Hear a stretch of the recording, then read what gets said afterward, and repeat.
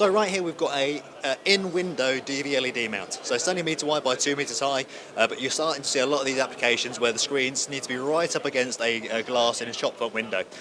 Challenge being, you can't access for cleaning easily or even for maintenance with LED.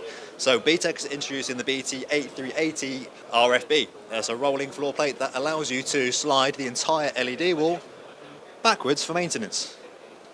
So this gives you plenty of clear access to get in for cleaning the glass.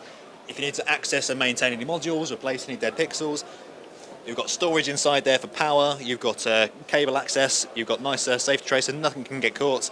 And when you're ready, you just glide it back into position. And then you can lock it at the rear. There's a key goes in the back there. Obviously we're showing this with a single column.